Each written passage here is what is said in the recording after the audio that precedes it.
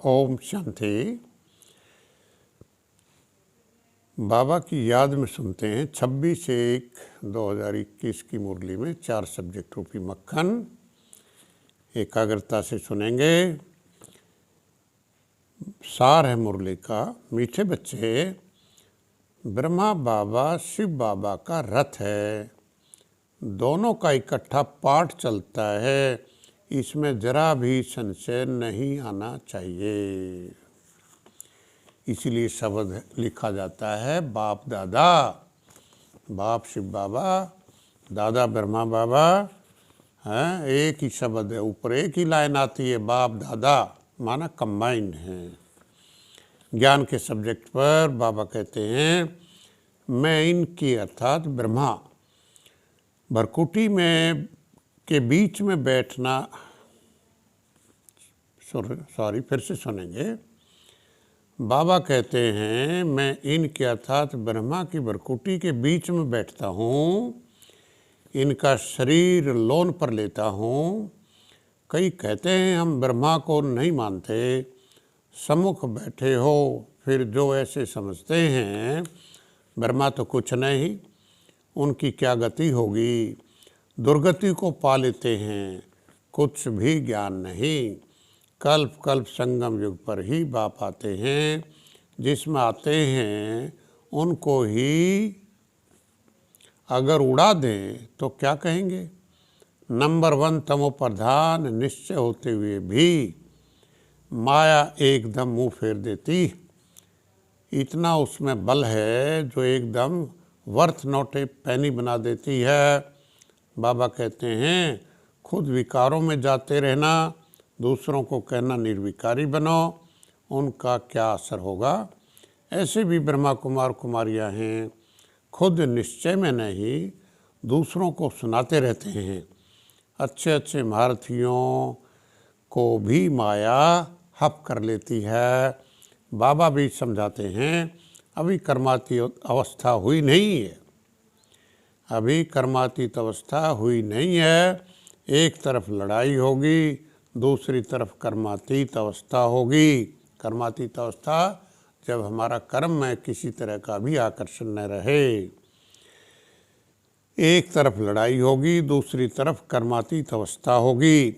लड़ाई पूरी हो जाने से ट्रांसफ़र हो जाएंगे, नई दुनिया में चले जाएंगे, सतयुग में चले जाएंगे।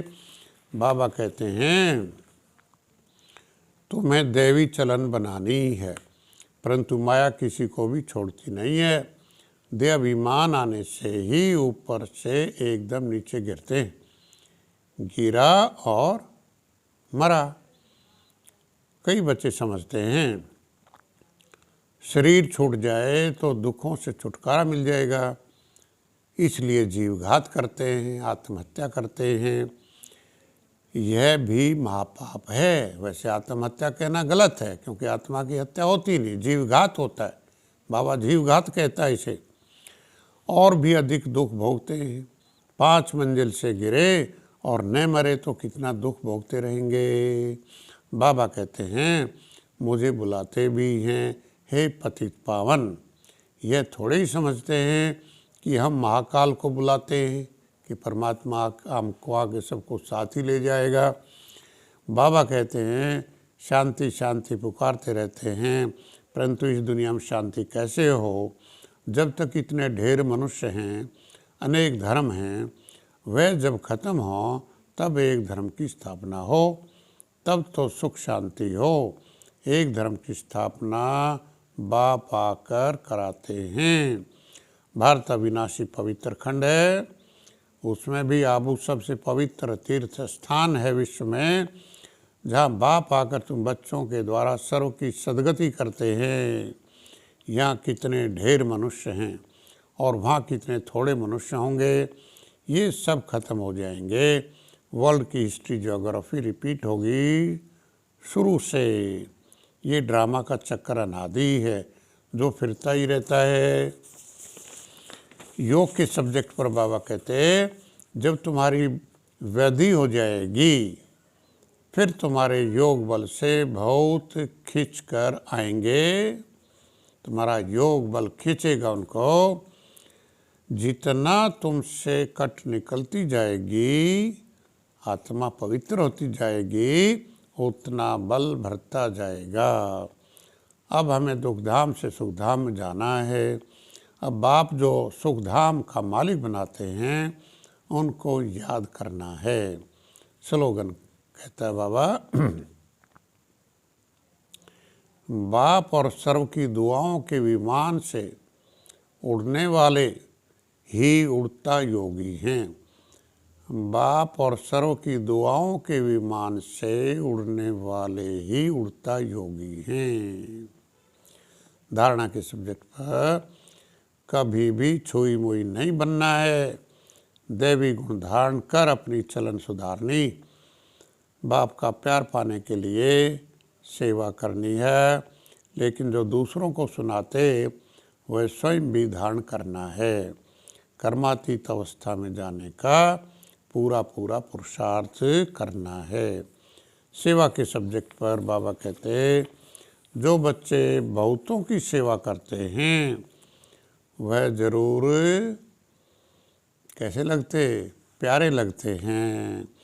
पहले ज्ञान खुद धारण करो, फिर औरों को सुनाओ। वरदान, मेहनत और महानता के साथ रूहानियत का अनुभव कराने वाले शक्तिशाली सेवाधारी भाव। शक्तिशाली सेवा करने के लिए सेवाधारी बच्चों को व्यर्थ संकल्प, व्यर्थ बोल, व्यर्थ कर्म की हलचल से परे एकाग्रता अर्थात रूहानियत में रहने का व्रत लेना पड़े। क्योंकि व्यर्थ संकल्प चलेंगे तो एकाग्रता नहीं हो पाएगी। तो ये बाबा कहता है ये व्रत लेना पड़ता है रूहानियत का, एकाग्रता का। अच्छा, बाप दादा आप सभी का धन्यवाद। ओम शांति। Thank you.